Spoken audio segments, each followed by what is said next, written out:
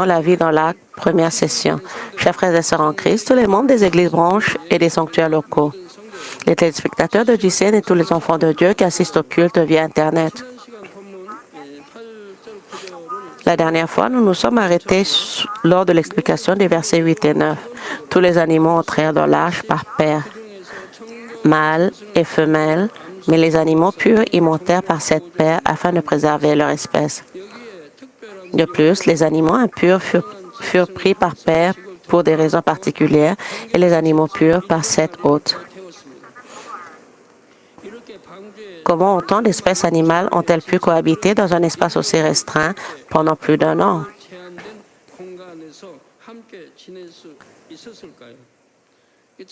Ce n'était pas une courte période, c'était plus d'un an. Si les animaux forts avaient attaqué les plus faibles ou s'étaient battus entre eux, l'arche aurait sombré dans le chaos.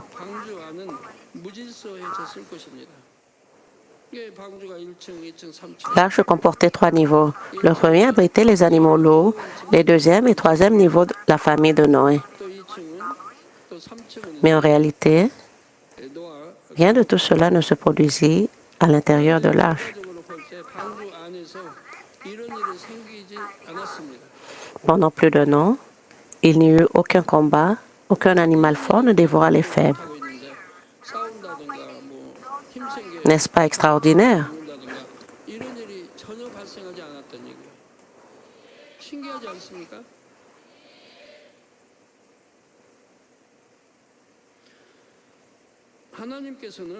Cela s'explique par le fait que Dieu entoura l'arche de Noé de la lumière originelle jusqu'à la fin du déluge.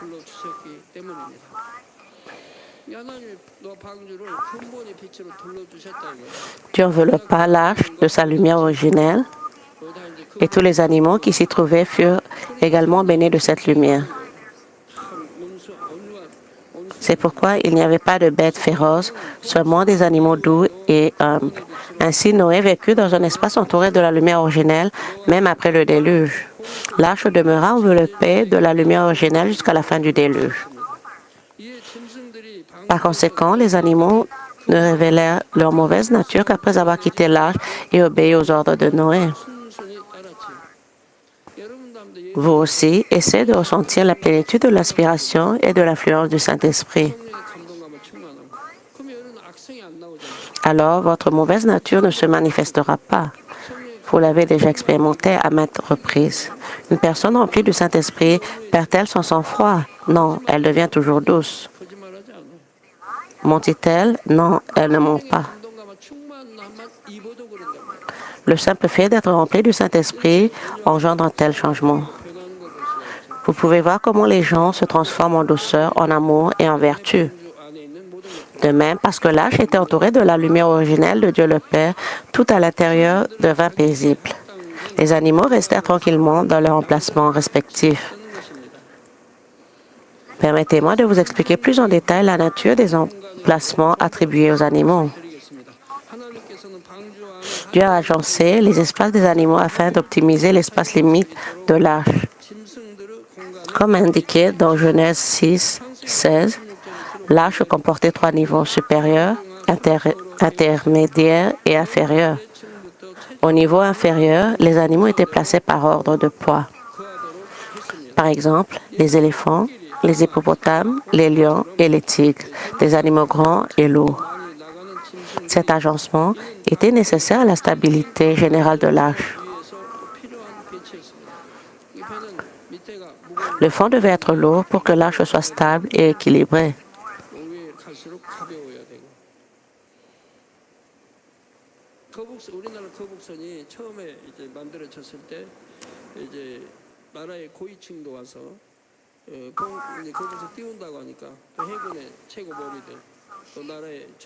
Nos bateaux,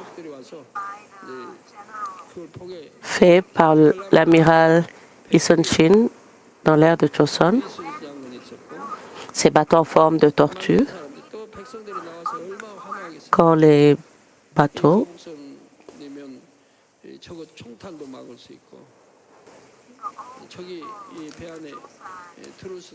tout le monde, au temps de Joseon, On regardait ces bateaux qui étaient incroyables. C'était couvert de fer avec des choses tranchantes. Et les ennemis qui essaient de monter sur le bateau, ils pouvaient être blessés ou tués par ces objets tranchants qui recouvraient le bateau.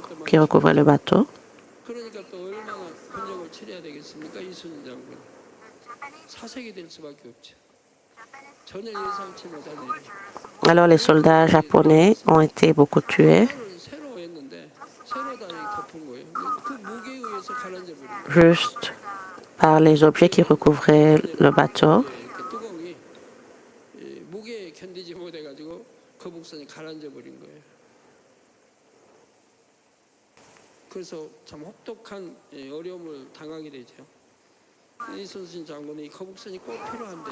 Mais le fer était si lourd. Une fois que les bateaux de bataille venaient, ils sombraient.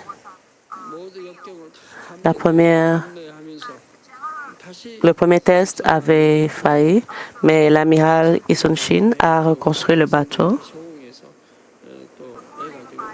supporté par les gens.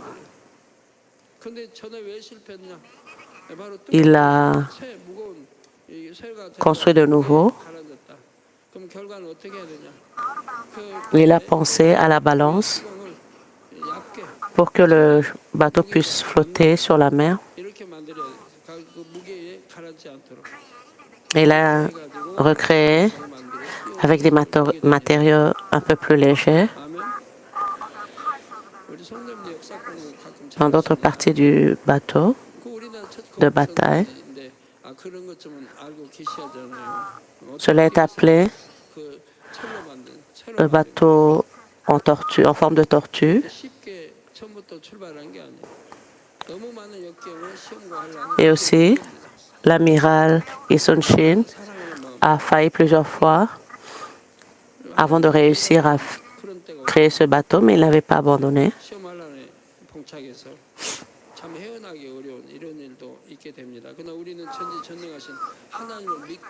Pour les croyants, nous pouvons aussi passer au travers les épreuves ou les difficultés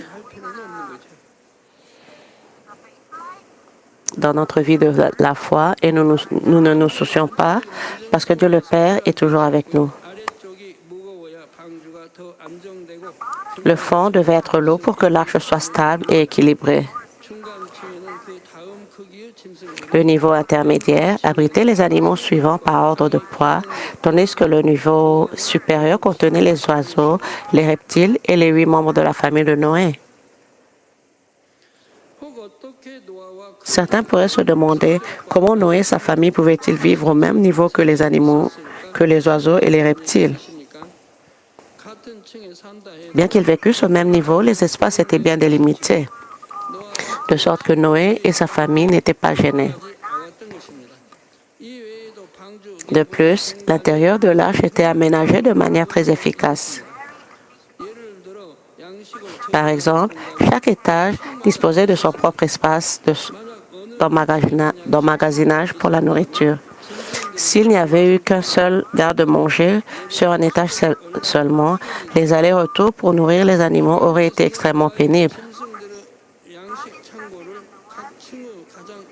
Dieu ordonna à Noé de construire des garde-manger des animaux à l'extrémité droite de chaque étage.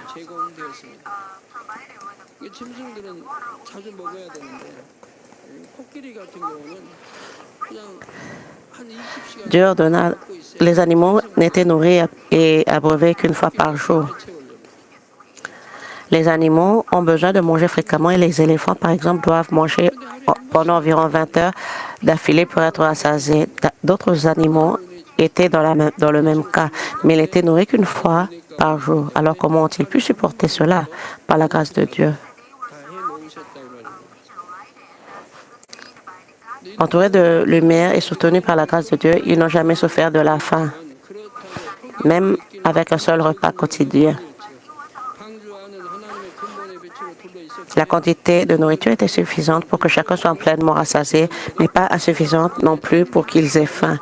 Puisque l'arche était bénie par la lumière originelle de Dieu, les animaux pouvaient se contenter d'une seule ration de nourriture par jour. Pour Noé et sa famille, nourrir tous ces animaux, même une seule fois par jour, était une tâche ardue. Mais gérer leur déjection était une tâche encore plus difficile.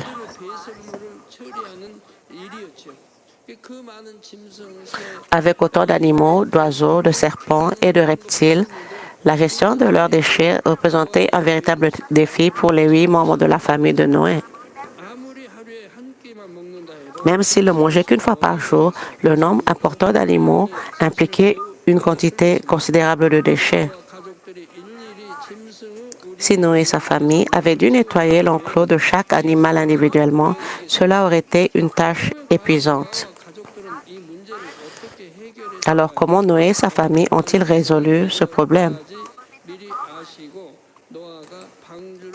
Dieu le Père l'avait prévu et avait ordonné à Noé de prévoir des installations pour l'évacuation des déchets lors de la construction de l'arche. Dès le début, il a ordonné que chaque étage dispose de ses propres installations pour les déchets. Lorsque les animaux faisaient leurs besoins à l'endroit désigné dans leur enclos, les déchets étaient rassemblés en un seul endroit. Noé et sa famille n'avaient plus qu'à évacuer les déchets collectés à l'extérieur de l'arche.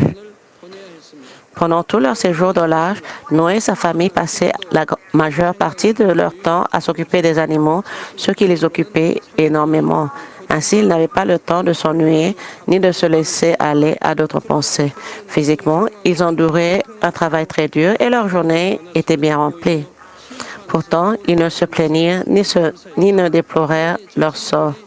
Au contraire, ils étaient reconnaissants d'avoir été sauvés du jugement. C'est pourquoi ils n'accomplissaient pas leur tâche à contre-cœur ni avec négligence. Bien que le travail pût paraître pénible, ils accomplissaient fidèlement leur devoir avec gratitude et joie tout au long de leur vie dans l'arche. Ainsi, Dieu, ayant donné la sagesse, leur indiqua comment gérer les déchets.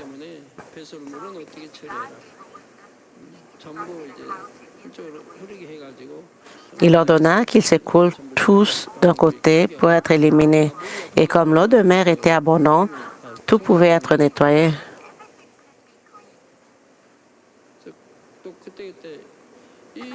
Parallèlement, les animaux étaient doux, mangeaient ce qui leur était donné, faisaient leurs besoins au moment opportun, et alors tout était nettoyé. Ainsi, il n'était pas nécessaire de nettoyer toute la journée et, comme ils étaient dans la lumière originelle, ils obéissaient bien. L'ordre régnait et tout était ainsi agencé. Chers frères et sœurs en Christ, vous qui avez reçu la grâce du salut, vivez aussi votre foi avec le même cœur et la même attitude. Aujourd'hui, beaucoup ont compris le vrai sens de la foi et vivent en conséquence. Nombreux sont ceux qui assistent volontairement aux différents cultes et prières et qui recherchent même des occasions de servir spontanément.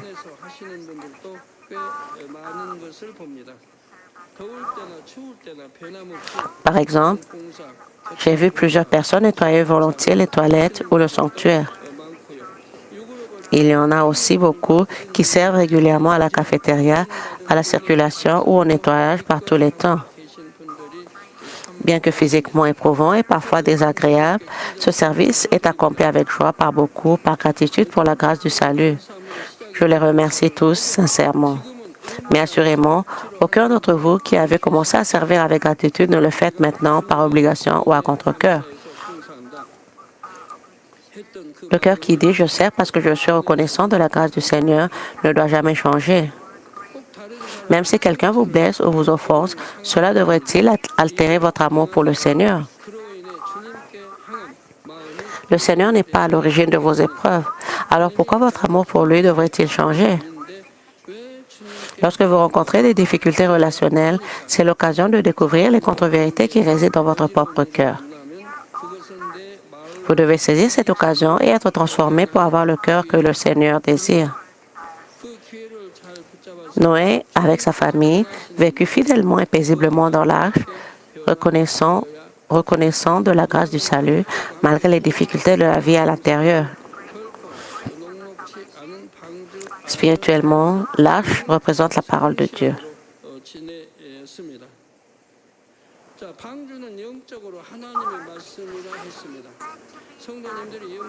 Si vous souhaitez vivre dans l'arche spirituelle, votre gratitude pour le salut doit demeurer intacte.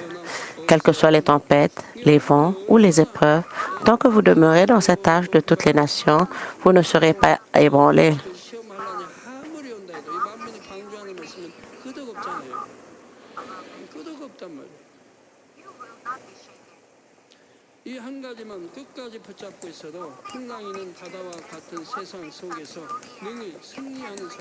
En vous attachant fermement à cette vérité jusqu'à la fin, vous pourrez vivre victorieusement dans un monde semblable à une mer déchaînée. Souvenez-vous de cela et puissiez-vous vous réjouir. Puissiez-vous réjouir Dieu le Père et le Seigneur qui a tout donné pour nous sauver. Je prie au nom du Seigneur. Examinons maintenant le verset 10. 7 jours après, les eaux du déluge furent sur la terre. Dieu avait déjà annoncé au verset 4 qu'il commencerait à envoyer la pluie, car encore 7 jours. Ces 7 jours constituaient un délai de grâce pour que la justice de Dieu s'accomplisse pleinement. Cela montre que lorsque Dieu a exécuté le jugement du déluge, il a fait exactement cela la justice établie dans le royaume spirituel, sans rien ajouter ni retrancher. Cela relève la profondeur de la réflexion de Dieu sur chaque chose. Mais les paroles de Dieu, 7 jours après les eaux du déluge furent sur la terre, signifiaient aussi qu'il initierait une nouvelle construction de l'humanité par l'intermédiaire de Noé et de sa descendance. Dans le monde, on dit, la remise des diplômes n'est pas une fin, mais un nouveau commencement.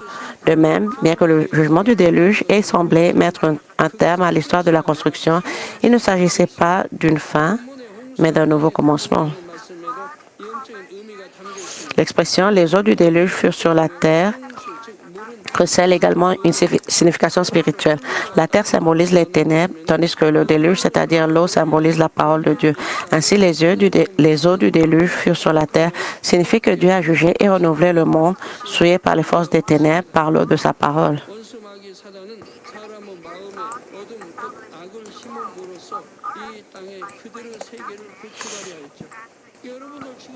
L'ennemi Satan a cherché à établir son monde sur terre en semant les ténèbres, c'est-à-dire le mal dans le cœur des hommes. Vous devez être extrêmement vigilant maintenant. Soyez conscient de l'Antéchrist, surtout en ces temps de la fin. Le mal ne cesse d'être semé dans vos cœurs et vos pensées. Adultère, convoitise, envie, jalousie, haine, jugement, condamnation et incompréhension. Ainsi, des sentiments de ressentiment et toutes sortes de mal sont continuellement semés dans vos cœurs et vos esprits. Si vous les acceptez, agissez en conséquence. Ils s'enracinent profondément en vous. C'est terrifiant. Après 1, 2 ou 3 mois, votre cœur devient incontrôlable, même pour vous-même. Votre cœur devient indomptable, car Satan l'a imprégné et règne sur lui. Alors vous ne pouvez plus le contrôler.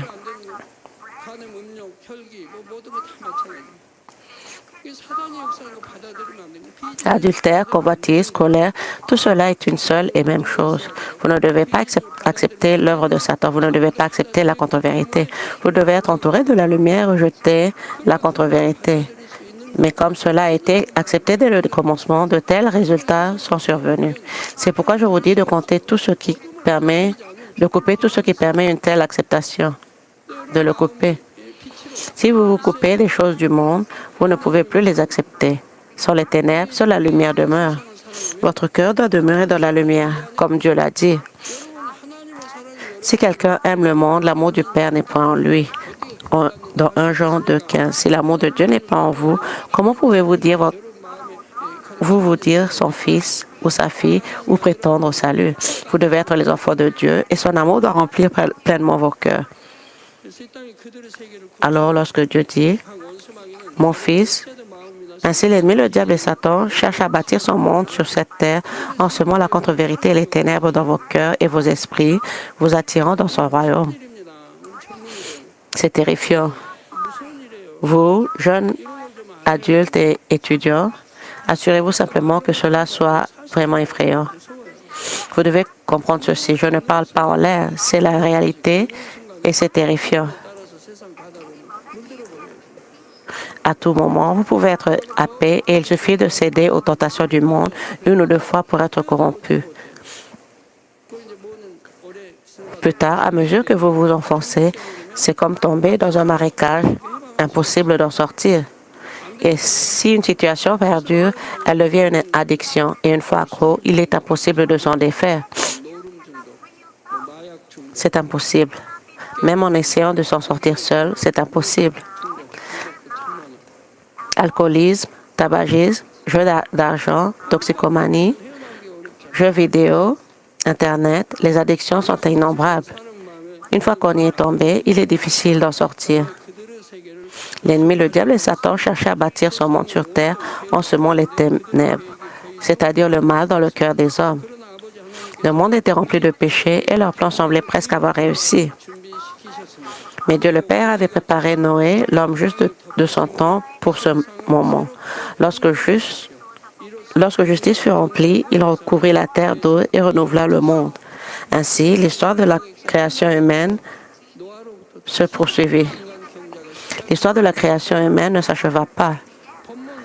Elle commença de nouveau avec Noé. La première partie du verset 11 dit « L'an 600 de la vie de Noé, le second mois, le 17e jour du mois ».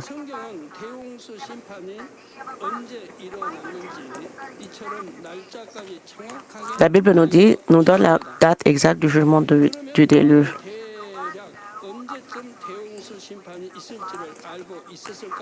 Alors Noah savait-il approximativement quand le jugement du déluge aurait lieu? Noah ne connaissait pas la date exacte, mais il connaissait l'heure approximative. Il connaissait aussi son rôle. Toute l'humanité périrait dans le déluge et par lui, l'humanité prospérerait à nouveau.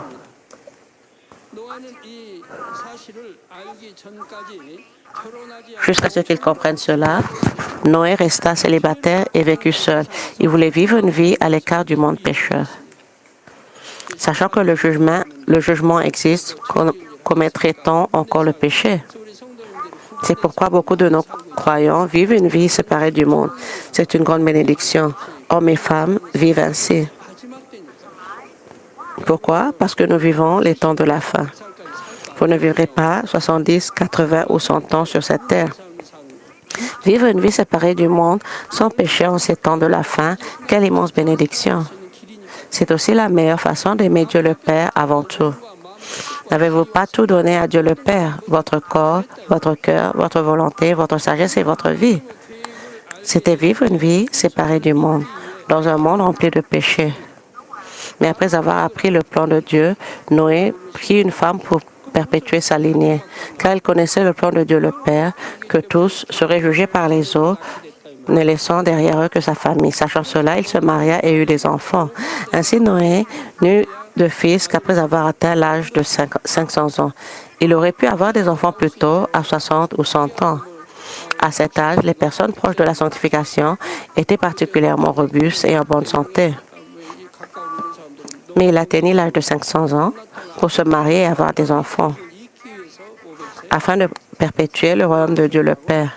De là, nous pouvons déduire à quelle époque Noé sut approximativement que le jugement du déluge allait survenir.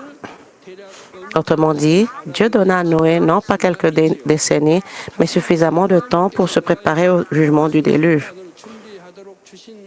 Dieu donna en effet à Noé le temps nécessaire pour préparer l'arche du jugement. Il ne s'agissait pas de se précipiter ni de faire des choses à la hâte, mais de concevoir et de construire avec précision pour résister au grand déluge.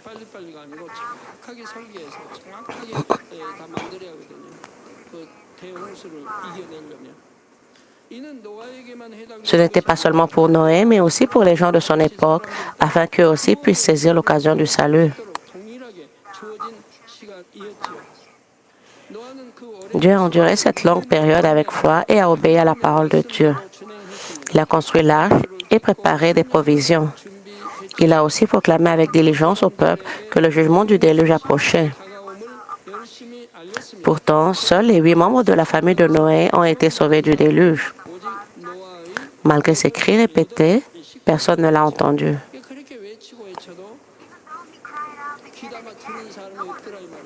Malgré ces cris répétés, personne ne l'a entendu. Chers frères et sœurs en Christ, il en est de même aujourd'hui. La situation de ces derniers jours est véritablement semblable à celle du déluge de Noé. Dieu le Père avait déjà prévu la venue des derniers jours avant les temps, et il s'y est préparé. Arrêtons-nous un instant pour clarifier ce terme, les derniers jours, signifie la période proche du second avènement du Seigneur. Quand on parle des derniers jours, des expressions comme fin des temps et fin du monde reviennent souvent. Chacun de ces termes a une signification différente. Il est donc important de bien les connaître. Ainsi, les derniers jours signifient la période proche du second avènement du Seigneur. Vivez-vous donc actuellement les derniers jours? Oui, vous vivez actuellement les derniers jours. La fin des temps désigne la période allant de la naissance de Jésus, il y a environ 2000 ans, jusqu'à son second avènement. Cela fait référence à cette période de 2000 ans. Cela signifie la période allant de la naissance du Seigneur jusqu'à son retour. Cette définition de la fin des temps correspond à la définition du dictionnaire. De plus, la fin du monde désigne le moment précis du retour du Seigneur et, plus largement, la génération qui comprend ce moment. Alors, où se situe notre époque actuelle? Les derniers jours, la fin des temps ou la fin du monde? Nous sommes à la fin du monde.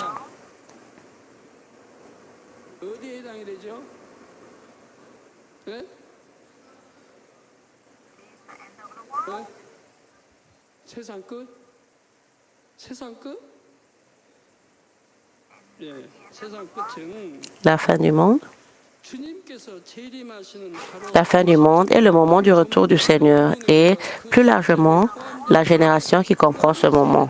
Notre génération, celle dans laquelle nous vivons aujourd'hui. Voilà ce que signifie la fin du monde. C'est pourquoi notre Seigneur a parlé de la fin du monde. Les derniers jours désignent la période proche du retour du Seigneur. Il n'est donc pas faux de dire que nous vivons actuellement les derniers jours.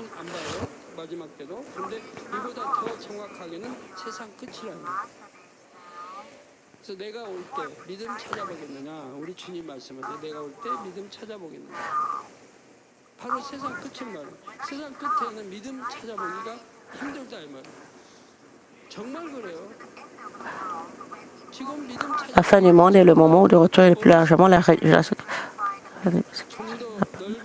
Les derniers jours désignent la période proche du retour du Seigneur. Il n'est donc pas faux de dire que nous vivons actuellement les derniers jours. Mais plus précisément, il s'agit de la fin du monde. Notre Seigneur a dit, « Mais quand le Fils de l'homme reviendra, trouvera-t-il la foi sur la terre ?» Luc 18:8. Cela fait référence à la fin du monde, moment où il sera difficile de trouver la foi. Il est en effet très difficile de trouver la foi aujourd'hui. Au sens large, souvenons-vous que cela fait référence à la génération qui comprend ce moment. Un siècle équivaut à 100 ans. Nous vivons donc actuellement au 21e siècle, qui s'étend lui-même sur 100 ans. Ainsi, nous qui appartenons à cette génération vivons à la fin des temps. Si le temps était divisé depuis le jour de la création comme une année, nous sommes maintenant à la toute fin, à la minute près, voire à la seconde près. Nous comptons les dernières secondes. Elles sont juste devant nous, sous nos yeux. Dieu le Père, sachant quel genre d'église et de berger serait nécessaire pour sauver de nombreuses âmes dans les derniers temps, s'y était préparé longtemps à l'avance. Tout comme il avait informé Noé de la date approximative du jugement du déluge et l'avait incité à s'y préparer. Dans les derniers jours, le Seigneur ne révèle pas non plus le jour ou l'heure exacte, mais la date approximative de son retour. Il donne le temps à l'épouse de se préparer afin qu'elle soit digne de participer aux noces de l'agneau. De même que Dieu a ordonné à Noé de construire l'arche, il en a préparé une pour les derniers jours afin de sauver de nombreuses âmes. D'abord, il a donné l'arche de vie, la parole de Dieu, Puis il a ordonné la construction du grand sanctuaire. La préparation spirituelle de l'épouse et la construction du grand sanctuaire ne peuvent se faire en un temps court. Si vous saviez que le retour du Seigneur n'était plus qu'à un an, pourriez-vous vous préparer pleinement comme son épouse en seulement un an? Vous ne pouvez pas vous préparer comme épouse du Seigneur en seulement 1 ou 2 ans. Vous le savez par votre propre expérience de la foi. Combien de temps vous a-t-il fallu, même après vous être tenu sous le rocher de la foi, pour atteindre véritablement la sanctification? Ce n'est pas que vous manquiez de foi. Vous avez vu la puissance, les signes et les prodiges de Dieu. Vous connaissez la parole de Dieu, vous aviez prié et vous vous êtes préparé avec ferveur comme épouse. Pourtant, combien de temps vous a-t-il fallu pour atteindre la sanctification après vous êtes tenu sur le rocher de la foi? Pour certains, cela a pris des années. Et combien de temps a-t-il fallu même pour se tenir sur le rocher de la foi? Alors, pensez-vous pouvoir vous préparer comme épouse seulement lorsque le grand sanctuaire sera construit? Peut-être atteindriez-vous le paradis. Peut-être le premier royaume des cieux si vous agissez bien. Mais même cela est difficile. Pourquoi? Parce que le péché augmente de jour en jour. Comme l'ont chaque interstice, et l'ennemi, le diable et Satan ne restent pas inactifs. Son but est de vous faire pécher en vous affectant par le biais des ordinateurs, d'Internet et des téléphones portables. Cela utilise la télévision et les films pour vous entraîner dans le péché. Même si vous avez déjà renoncé à ces choses, Satan les utilise, ainsi que l'apparence et le comportement des gens pour vous inciter à la convoitise, à l'adultère et à des choses auxquelles il est difficile de renoncer.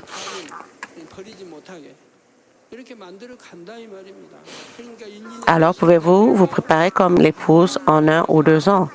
Non. Non, c'est impossible. Vous voyez comme le péché se répand de plus en plus. Comparé aujourd'hui à il y a 10 ans, combien le péché a envahi le monde? Comparé aujourd'hui à il y a 5 ans, alors il y avait un peu d'espoir. Mais maintenant, il n'y a plus d'espoir dans les ténèbres. Si vous vous êtes préparé avec constance jusqu'à présent, il vous suffit de bien terminer l'année restante. Mais si vous avez vécu votre foi avec négligence ou si vous avez commencé récemment, une année ne suffit pas. Même si votre cœur est ardent, cela ne suffit pas pour une préparation complète. Cela signifie-t-il que vous allez abandonner?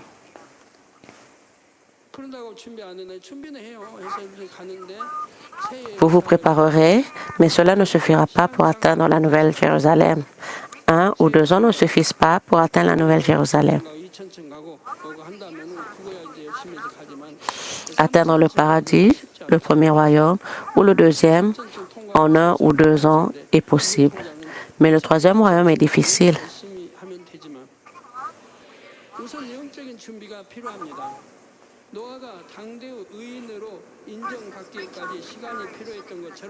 Tout d'abord, une préparation spirituelle est nécessaire. De même que Noé a eu besoin de temps pour être reconnu comme un homme juste à son époque, vous, croyants, avez également besoin de temps pour être qualifiés pour construire le grand sanctuaire. Dieu le Père a dit, dès le commencement, le grand sanctuaire sera accompli par des enfants saints. Lorsque ces conditions spirituelles sont réunies, Dieu peut accorder de grandes bénédictions financières en toute justice. De même que Noé a cru en la parole de Dieu et lui a obéi scrupuleusement, avancez avec foi et préparez-vous comme l'épouse selon la parole de Dieu. La foi, c'est espérer sans faiblir, même si l'on ne voit pas de ses yeux ni ne touche de ses mains. Elle devient la réalité de ce qu'on espère, l'assurance des choses espérées. Lorsque la vérité est reconnue en toute justice, ce qui était espéré devient réalité. Souvenez-vous de ce principe spirituel. Et je prie au nom du Seigneur pour que vous tous, croyants, conserviez une foi pure et inébranlable. Et j'ai ainsi prié au nom de notre Seigneur Jésus-Christ. Amen. Prions en pensant au sujet du message.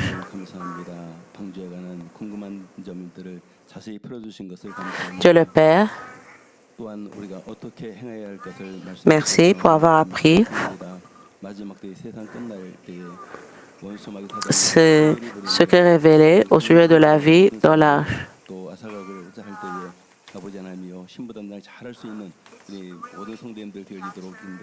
Cela est vraiment une miniature de la situation des temps de la fin, des temps des derniers jours et de la situation du monde. Nous allons recevoir la prière du pasteur émérite pour les malades sur la vidéo. Posez vos mains sur vos parties malades ou vos parties faibles. Et si vous n'êtes pas malade, posez vos mains sur votre torse pour recevoir la réponse par la foi. Alléluia, Dieu Tout-Puissant, notre bien-aimé Père. S'il te plaît, pose tes mains sur tous les croyants qui reçoivent cette prière maintenant. Montre tes œuvres qui transforment le temps et l'espace à ceux qui reçoivent cette prière via du ciel, Internet et la télévision par satellite, dans les églises branches et les sanctuaires locaux, ainsi qu'à tous les enfants de Dieu dans le monde. Donne-leur la foi pour croire de tout leur cœur. Chasse les pensées négatives et les doutes et chasse tous les tests et épreuves.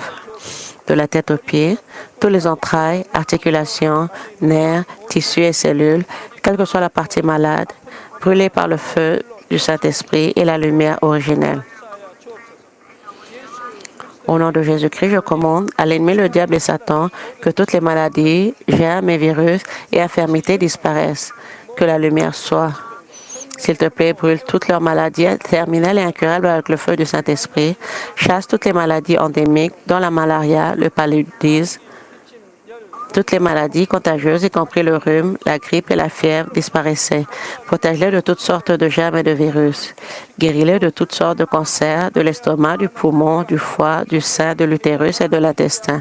Le sida, la leucémie, l'apoplexie cérébrale, l'hypertension et l'hypotension artérielle, le diabète, les problèmes de thyroïde, les maladies cardiaques, pulmonaires et maladies de femme, ainsi que toutes les inflammations disparaissaient. Guéris-les de la polio, des accidents vasculaires cérébraux, de l'arthrite et des hernies discales, maux de dos, maux de tête, névralgie et toute autre douleur disparaissait. Épilepsie, autisme, dépression, névrose et autres maladies mentales disparaissaient. Toutes sortes de paralysies soient déliées. Levez-vous, marchez et sautez. Que les yeux puissent bien voir, que les oreilles puissent bien entendre, que les aveugles voient, les sourds entendent et les muets parlent. Guéris-les des séquelles de toutes sortes d'accidents. Restaure leurs os brisés. Restaure-les des brûlures. Permets que la chaleur et la sensation de brûlure disparaissent. Père, qu'il ne reste aucune cicatrice. Soyez purifiés de toutes sortes de dépendances à la drogue, d'empoisonnement et de toxicomanie. Permets que les nerfs, tissus et cellules morts soient régénérés. Redonne vie aux morts. Donne-leur la bénédiction de la conception. Recevez la bénédiction de la conception. Au nom de Jésus-Christ, je commande à l'ennemi, le diable et Satan, et au maître de la puissance de l'air, aux forces maléfiques des lieux célestes et à leurs serviteurs, disparaissez. Disparaissez, esprit mauvais, impur, de fausseté et trompeur, esprit de séparation et toutes les forces des ténèbres, délie les liens des ténèbres, ténèbres disparaissez, que la lumière soit. Dieu le Père, donne-leur la force de s'écrier dans la prière et la puissance de se débarrasser des péchés et de se sanctifier. Comme leurs âmes prospèrent, que tout aille bien pour eux et que leur famille soit évangélisée. Protège-les de toutes sortes d'accidents et de catastrophes tout au long de cette semaine et bénis-les pour qu'ils mènent une vie prospère sans aucun problème. Avec les yeux ardents du Saint-Esprit, de l'armée céleste et des anges, et avec tes yeux ardents, protège tous tes enfants, leurs familles, leur lieu de travail et leur commerce. Donne aux étudiants la sagesse et la compréhension et donne-leur l'enthousiasme et la ferveur pour étudier ardemment. S'il te plaît, garde leur cœur et leurs pensées des choses du monde et permets qu'ils puissent aimer Dieu avec plus de ferveur. Que tes enfants mangent, boivent ou quoi qu'ils fassent, permets qu'ils puissent le faire en vivant une vie qui te glorifie, Dieu le Père. Qu'ils soient capables de témoigner du Dieu vivant en disant « J'ai rencontré, expérimenté Dieu et j'ai reçu ses réponses et ses bénédictions. » Dieu notre Père, merci. Sois glorifié toi seul. Au nom de notre Seigneur Jésus-Christ, je prie. Amen.